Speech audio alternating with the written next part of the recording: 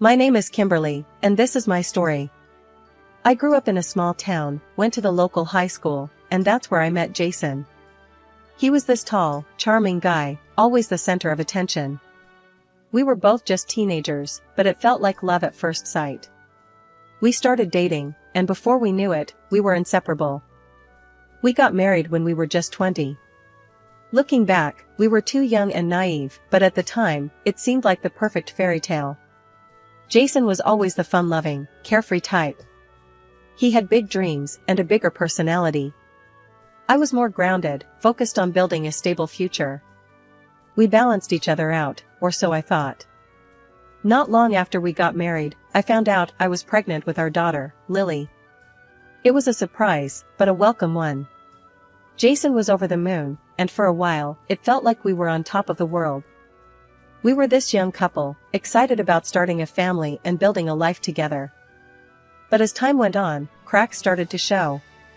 Jason's carefree attitude started to feel more like irresponsibility. He was always chasing the next big thing, never satisfied with what he had. Meanwhile, I was working hard, trying to keep everything together for Lily's sake. I could see he loved her, but he was more interested in his own adventures than in being a responsible father. One evening, after putting Lily to bed, I sat down with Jason in the living room. I needed to talk to him about his spending habits and lack of focus. It was a conversation I had been dreading, but it had to be done. "Jason, we need to talk," I started, trying to keep my voice calm. "What's up, Kim?" he asked, not taking his eyes off the TV. "I'm worried about how we're handling things," I said. "We need to be more responsible, especially with Lily in the picture now." Jason shook his head. "You're always worrying about the future. Why can't we just enjoy the present?" "Because the present is a mess, Jason," I shouted back. "We're barely making ends meet, and you're out there buying new gadgets and talking about trips we can't afford." A few weeks later, after another argument about his latest impulse buy, I made the decision to end our marriage. It wasn't easy, but I knew it was the right thing for Lily and me.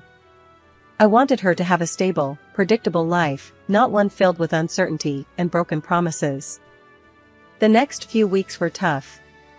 Jason moved out, and I started the process of filing for divorce. He wasn't happy about it, but he eventually agreed to joint custody and to pay child support. It wasn't easy, but I felt a sense of relief, like a weight had been lifted off my shoulders.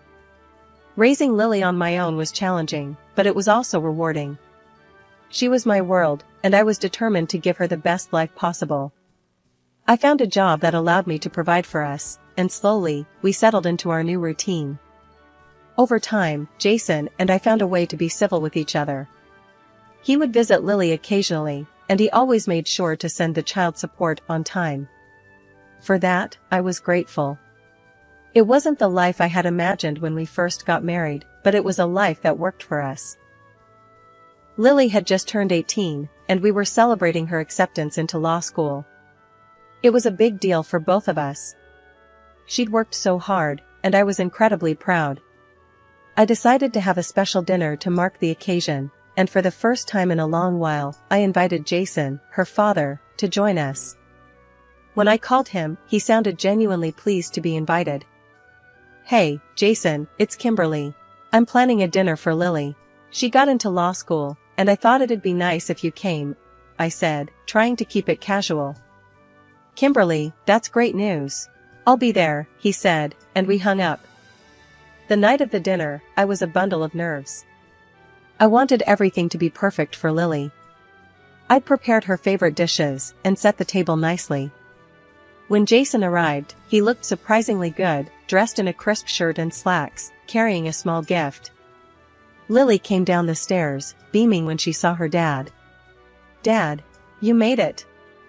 "Of course, I wouldn't miss it for the world," Jason said, hugging her tightly. "And I brought you a little something." Lily tore open the wrapping to find a brand new smartphone. "Wow, Dad, this is amazing. Thank you," she exclaimed, her face lighting up. We sat down to dinner, and the conversation flowed easily. Jason talked about his new job and his big house. He seemed to be doing well, and I was glad for Lily's sake. So, Kimberly, you haven't changed a bit, Jason said, looking at me across the table. I smiled awkwardly. Thanks, Jason. You seem to be doing well. Yeah, things are good. Got a great job, nice house, life's treating me well, he replied, clearly proud of himself. After dinner, Lily announced she was going out to celebrate with her friends. Thanks for the dinner, Mom. And Dad, the phone is awesome. I'll see you both later, she said, giving us both hugs, before dashing out the door. Jason and I were left alone, the house suddenly feeling very quiet. I started clearing the table, and he stood up to help. We worked in silence for a while, the familiar routine of washing and drying dishes bringing back memories of our life together. After a while, Jason broke the silence. Kimberly, I've been thinking a lot lately, he said, his tone serious. About what? I asked, not looking up from the sink. About us. About Lily. About everything, really, he said, setting down the dish he was drying. I miss what we had.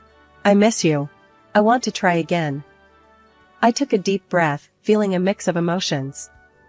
Jason, we have a lot of history, and not all of it's good. Why now?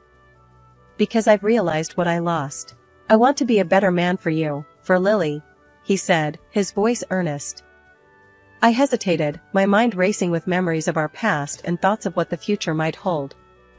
All right, Jason. Let's take it slow, see where it goes.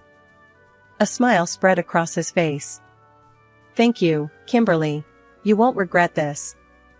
We finished the dishes in a comfortable silence, both of us lost in our thoughts.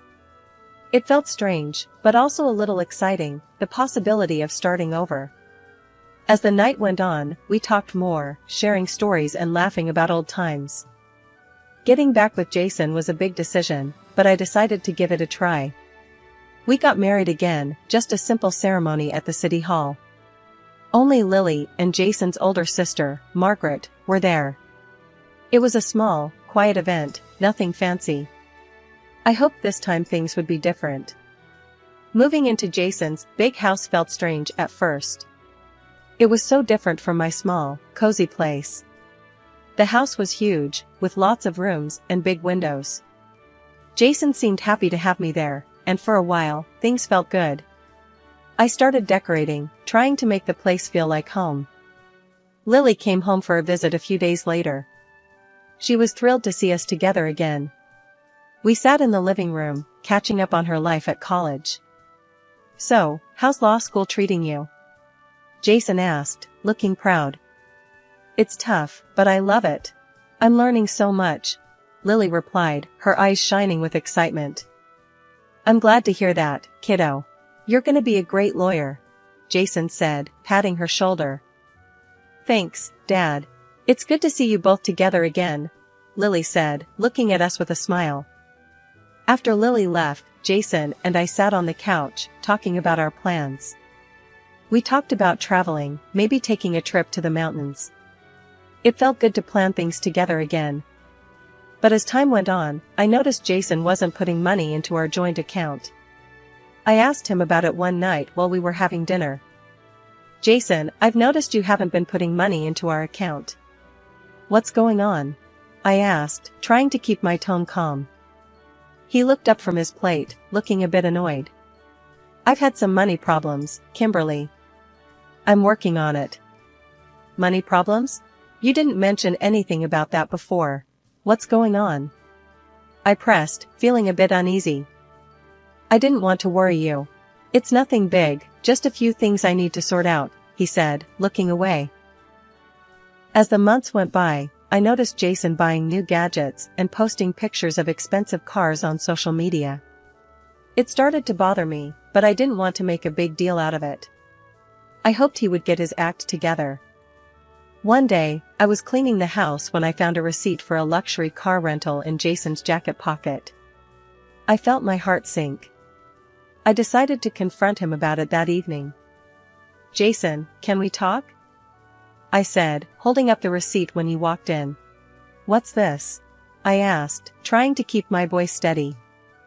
He looked at the receipt and then back at me. It's just a rental, Kimberly.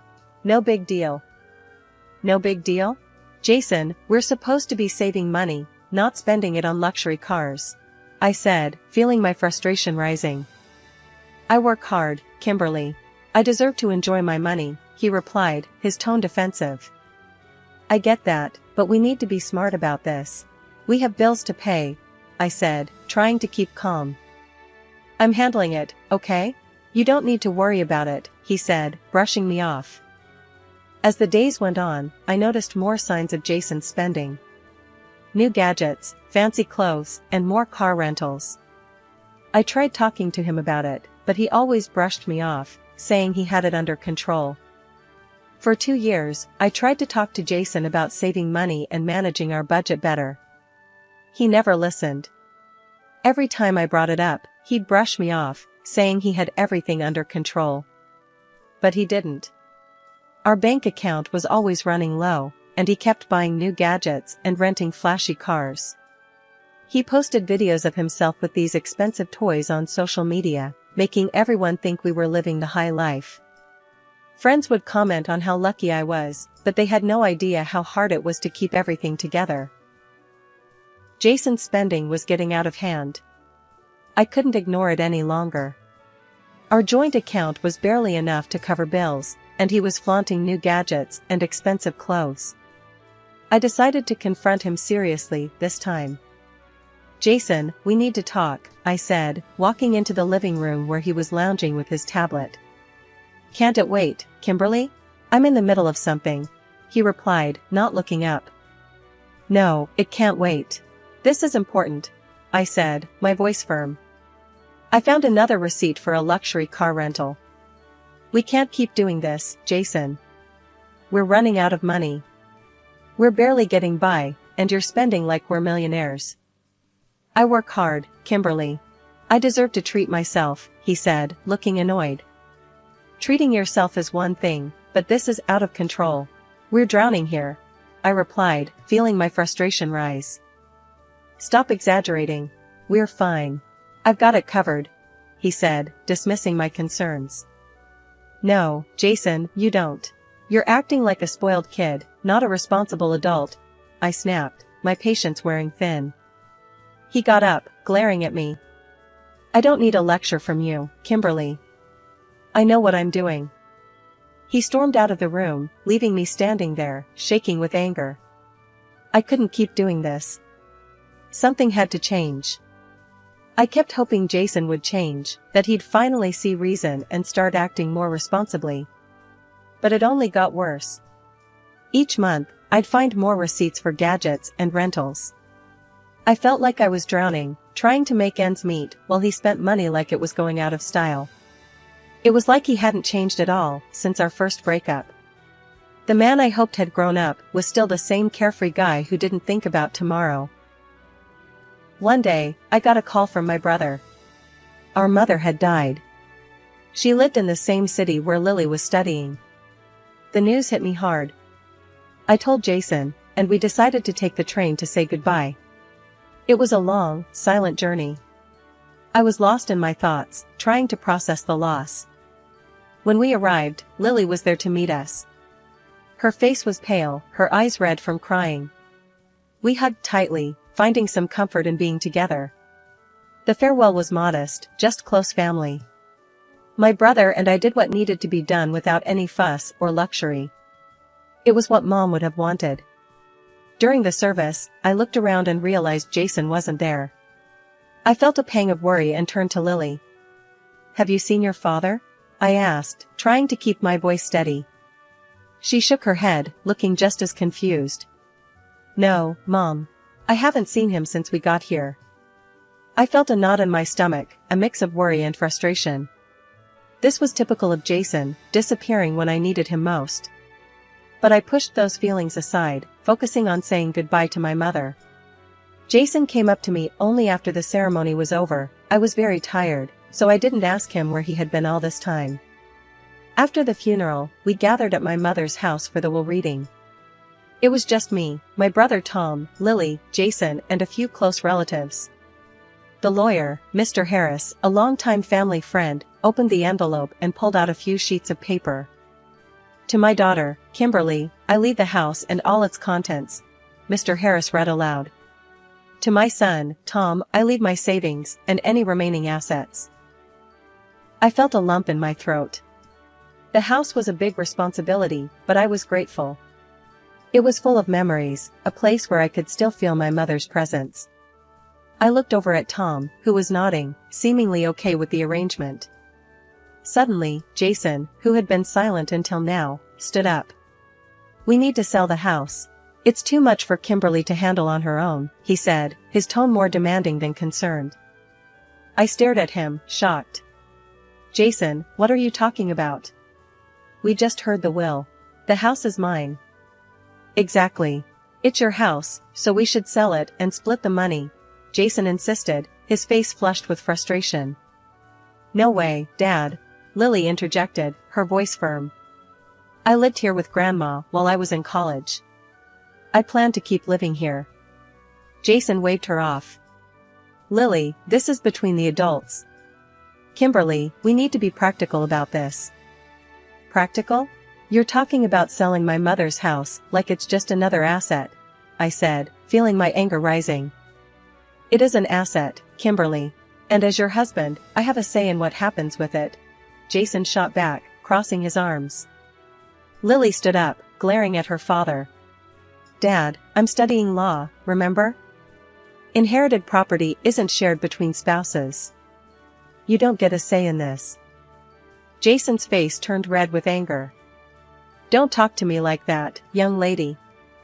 This is a family decision, and I'm part of this family. Then he turned to me. If you don't sell the house, I'll divorce you. The room fell silent. All eyes were on us. I could see the shock and confusion on my relatives' faces. I took a step back, feeling a mix of anger and betrayal. Fine, Jason. We'll talk about it when we get home, I said, my voice cold and steady. We left early the next morning, taking the train back home. Jason was quiet the whole way, his anger simmering just below the surface. I pulled out my phone, scrolling through social media to distract myself. That's when I saw it, a video Jason had posted. In the video, he was standing in front of a lavish funeral setup, talking about how close he was to my mother and how much he was suffering. The comments were filled with sympathy, and the video had over 1 million views. I felt a wave of anger and disbelief. He wasn't at my mother's funeral because he was at another funeral across the cemetery, filming himself against the background of the coffin of a rich businessman. I couldn't believe how hypocritical and deceitful he was. Without looking up, I said, Jason, you're in for a surprise when we get home. He looked at me, a smug smile on his face. So, you've decided to sell? Good. We'll make a nice chunk of change. I'm thinking of getting a new car with the money. I just shook my head, sadly, not saying another word. The train ride felt endless, my mind racing with anger and disappointment.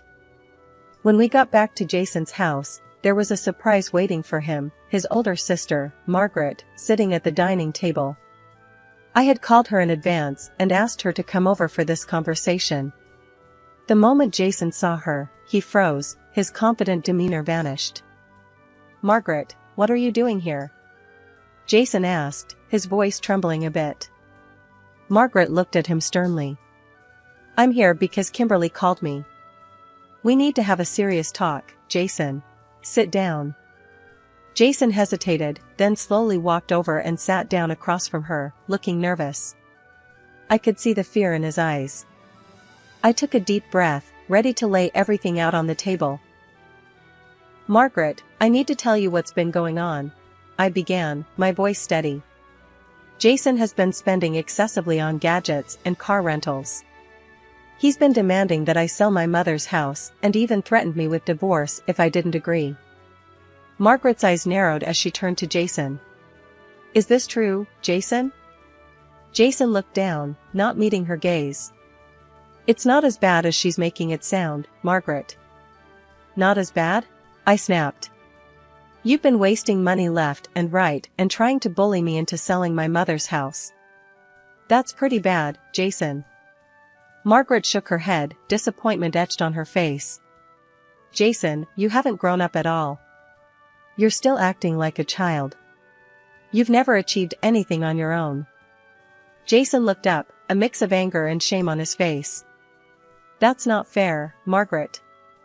I've tried my best. Your best? Margaret scoffed.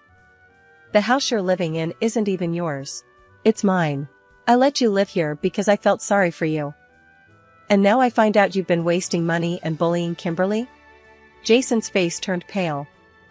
Margaret, I didn't mean for things to get out of hand. Out of hand?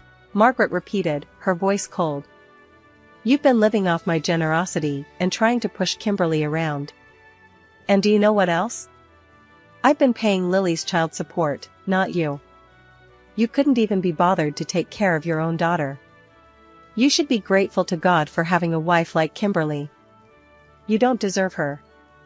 I felt tears welling up in my eyes at Margaret's words. I turned to Jason, my voice trembling with emotion. Jason, the house should go to Lily. She's an adult now, and it's her legacy.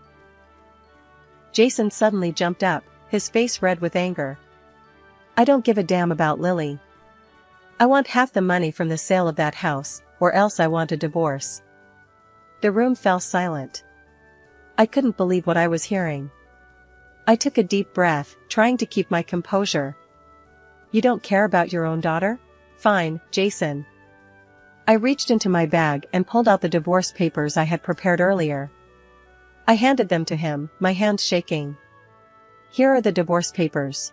Sign them. Jason's hands trembled as he reluctantly signed the papers. You're making a big mistake, Kimberly. No, Jason. The mistake was thinking you'd ever change, I said, feeling a strange sense of relief wash over me. Jason finished signing and then bolted out of the house, slamming the door behind him. I stood there, feeling a mix of exhaustion and liberation. Margaret walked over to me, placing a comforting hand on my shoulder. Kimberly, thank you for everything you've done for my brother. And you've got Lily. You'll get through this. After the divorce, I packed up and moved back to the city where I grew up. It felt good to be back in my mother's house, surrounded by familiar memories. The house needed some work, but it was home. It was a place where I could start fresh. Lily graduated from college not long after. She married a wonderful guy, and now she's expecting a baby. I'm excited to become a grandmother. Life was starting to feel settled and peaceful, something I hadn't felt in a long time. One afternoon, I was in the garden, pulling weeds, when my phone rang. I wiped my hands on my jeans and answered it, seeing Jason's name on the screen. Hello? I said, already feeling a knot in my stomach.